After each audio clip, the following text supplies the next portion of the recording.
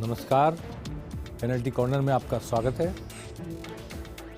आज हम सबसे पहले आपको दो खबरें बताना चाहते हैं। एक तो जेपी नड्डा जब जयपुर आए थे तो दिल्ली लौटने से पहले उन्होंने एक 5 सितारा होटल में बैठक की। उस बैठक में प्रदेश अध्यक्ष सीपी जोशी और अर्जुन मेघवाल के साथ साथ 2 बार की पूर्व मुख्यमंत्री वसुंधरा राजे भी मौजूद थी। लगभग 1.5 घंटे यह बैठक चली, जिसकी सूचना बहुत कम लोगों को थी, शायद नहीं के बराबर। वो जब एयरपोर्ट के रवाना हुए तो ये माना जा रहा था कि एयरपोर्ट जा रहे हैं, लेकिन वो एयरपोर्ट के करीब एक होटल में गए और वहाँ वसुंधरा राजे के साथ बाकी 2 नेताओं की मौजूदगी में उन्होंने डिटेल से बातचीत की। उसके बाद वसुंधरा राजे मेघवाल और सीपी जोशी नड्डा के साथ ही एयरपोर्ट पहुंचे। अर्जुन मेघवाल और नड्डा दिल्ली चले गए। वसुंधरा राजे और सीपी जोशी एक चार्टर प्लेन से एक साथ जोधपुर के रवाना हुए, जहां कल प्रधानमंत्री मोदी की सभा हो रही है। मैं इस बैठक को काफ़ी महत्वपूर्ण मानता हूं चुनाव की दृष्टि से, क्योंकि इसके बाद हमारे संवाददाता ने एयरपोर्ट से जानकारी दी कि वसुंधरा राजे की बॉडी लैंग्वेज काफ़ी बेहतर थी, काफ़ी अच्छी थी, प्रफुल्लित थी वो नड्डा जी को छोड़ते समय और जोधपुर जाते समय। तो इस 1.5 घंटे की बैठक में क्या हुआ ये तो वो 4 ही व्यक्ति जानते हैं जो अंदर मौजूद थे। लेकिन ऐसी गोपनीय बैठक जो प्री शेड्यूल नहीं थी, पहले से तय नहीं थी और एक 5 सितारा होटल में गोपनीय तरीके से हुई है, ये जानकारी हम अपने दर्शकों को देना चाहते हैं। दूसरी खबर ये बताना चाहते हैं कि आरएलपी के सुप्रीमो हनुमान बेनीवाल के साथ आज बद्रीराम जाखड़ की मुलाकात हुई। बद्रीराम जाखड़ पूर्व सांसद पाली के कांग्रेस के नेता, अशोक गहलोत के बेहद करीबी। लेकिन दोनों में कॉमन बात यह है कि बद्रीराम जाखड़ की बेटी ने लीला मदेरणा के सामने जिला प्रमुख का चुनाव लड़ा था और दिव्या मदेरणा और हनुमान बेनीवाल के बीच जबरदस्त वाकयुद्ध चल रहा है और दोनों में जबरदस्त 36 का आंकड़ा है। तो मदेरणा परिवार के 2 राजनीतिक शत्रु आज आपस में मिले।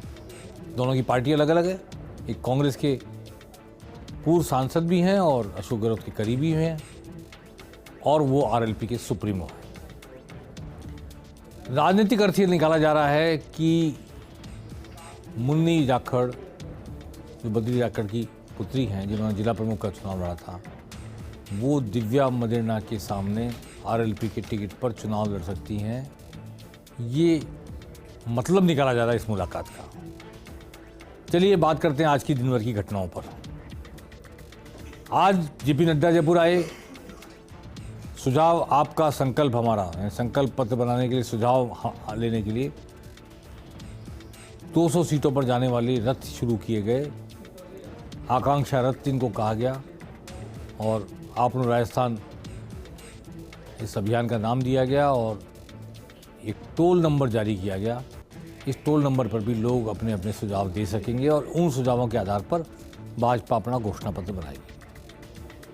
आज वसुंधरा राजे भी काफ़ी तल्ख थी कांग्रेस सरकार के प्रति और जेपी नड्डा तल्ख होते ही जेपी नड्डा ने आज ये कहा कि 5 साल अशोक गहलोत ने सचिन पायलट कहाँ जाते हैं, किससे मिलते हैं, ये जानने में ही निकाल दिए, खुफिया जानकारी करने में ही।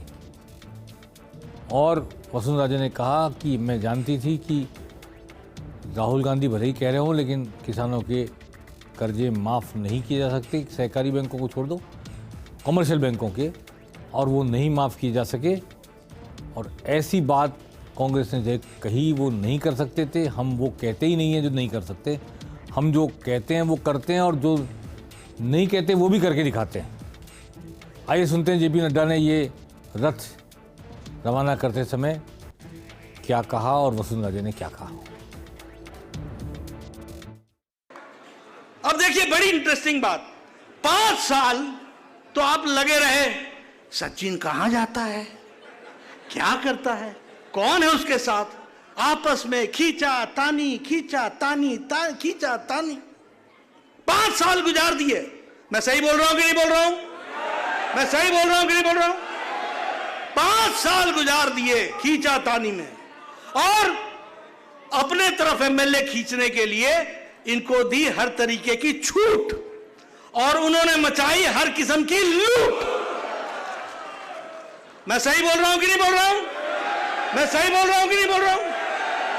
अब इनको घर बैठाओ और भारतीय जनता पार्टी को काम दो, ताकि वो काम करके आगे बढ़े।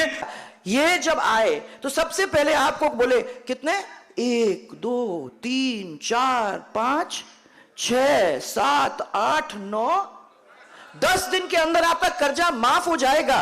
हम भी जानते थे, और मुझे लगता है कि आप में से भी बहुत सारे लोग जानते थे कि हो ही नहीं सकता। संपूर्ण कर्जा कैसे माफ हो सकता है? सेंट्रल बैंक का और जो आपके जो कमर्शियल बैंक्स हैं उनके कर्जे माफ कैसे होंगे भाई? किसी ने सोचा? बाद में जब सब हो गया, तब जब मैं उनके पास गई, मैंने कहा ये क्या? उन्होंने कहा साहब आपका तो कर्जा माफ हो गया था, सोचा हो सकता है। मैं कहा ऐसे मत सोचो, इसके बारे में बहुत गहन चिंतन करने की जरूरत है, क्योंकि जो काम हो ही नहीं सकता वो कर ही नहीं सकते। परंतु क्या हुआ कि विकास का काम रुक गया। हम लोगों ने 2 कदम आगे लिए थे तो 2 कदम हमको पीछे भी लेने पड़े, क्योंकि इस सरकार ने जो काम किया नहीं किया है वो आप लोग सबको अच्छी तरह से मालूम। पीने के पानी की किल्लत, सिंचाई की पानी की किल्लत, वादे करने में इतना आसान था, कोई प्रॉब्लम नहीं थी भाई, परंतु उसको जमीन पे लाने का काम कहां हुआ है? रेवड़ी बांटने का काम, मैं शब्द नहीं इस्तेमाल करती, रेवड़ी छोड़ो। वादे जो किए हैं इतने सारे आपके सामने किए हैं, हम तो टेलीफोन भी बांट रहे हैं, हम पैसे भी कर रहे हैं, हम सब कुछ कर रहे हैं, पर तो किसने सोचा कि राजस्थान के पूरे खजाने को खत्म करने का काम इस तरीके से कर रहे हैं कि सरकार अगर उनकी वापस आ जाती तो वो खुद ही मुसीबत में होंगे, और नहीं होगा तो ये ओपीएस, ये सब चीज जो उन्होंने वादे किए हैं वो किसी को मिलेगा कि नहीं मिलेगा ये मुझे नहीं मालूम। सुना आपने वसुंधरा का जोश देखा आज? इससे पहले ये जोश इस चुनाव के अब तक के अभियान में जितना भी चला है नजर नहीं आया था। मैं आज के इस भाषण को और आज के इस कार्यक्रम को वसुंधरा राजे का पॉलिटिकल इन्फ्यूजन मानता हूं चुनाव अभियान में, और आज के बाद तो मैं समझता हूं कि वो काफ़ी एक्टिवली बीजेपी के लिए वोट मांगने में जुटेंगी, ऐसा मेरे को अनुमान लग रहा है। मेरे पास कोई सूचना नहीं है, पर मैं अनुमान लगा पा रहा हूं आज की 5 सितारा होटल की मुलाकात और उससे पहले के उनके इस भाषण को देखकर। चलिए, प्रधानमंत्री मोदी कल आ रहे हैं जोधपुर। काफ़ी सारे शिलान्यास और काफ़ी सारे लोकार्पण होंगे। 5,000 करोड़ के विकास कार्यों का या तो शिलान्यास होगा या लोकार्पण होगा, और तैयारी चल रही है वहाँ पर जोधपुर में उनके प्रोग्राम की।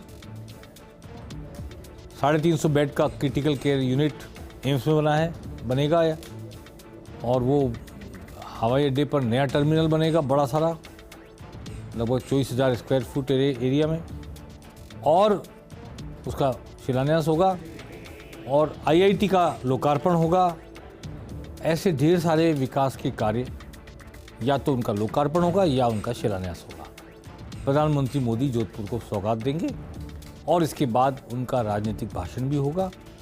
चुनाव को लेकर वो जनता को संबोधित करेंगे। आइए, क्या कहते हैं गजेंद्र सिंह शेखावत, जो तैयारियों में जुटे हुए हैं जोधपुर में प्रधानमंत्री की सभा की। भारत के यशस्वी प्रधानमंत्री माननीय नरेंद्र मोदी जी कल अनेकों सौगातें लेकर के हम सब के बीच में यहाँ उपस्थित आने वाले। जैसा हम सबको जानकारी है, माननीय प्रधानमंत्री जी के कल 2 अलग अलग कार्यक्रम यहाँ होने वाले। पहला कार्यक्रम जिसमें वो अनेक योजनाओं का लोकार्पण और शिलान्यास करेंगे, और उसके बाद दूसरे कार्यक्रम में माननीय प्रधानमंत्री जी यहाँ एक बड़ी रैली को संबोधित करने वाले हैं। जैसा हम सब जानते हैं कि माननीय प्रधानमंत्री जी की इस कार्यक्रम को लेकर के भारी उत्साह जो है वो यहाँ पूरे इन 20-22 विधानसभा जहां से लोग आने वाले हैं, लगभग पूरे पश्चिमी राजस्थान में इस कार्यक्रम को लेकर के है। प्रधानमंत्री की सभा, हाल ही में जो सभाएं हुई है उनकी, उन पे दिन पे दिन जोश बढ़ता जा रहा है, लोगों की संख्या बढ़ती जा रही है। जयपुर की सभा तो निश्चित तौर पर बहुत बड़ी सभा थी। अब जोधपुर में देखें क्या होता है कल। कांग्रेस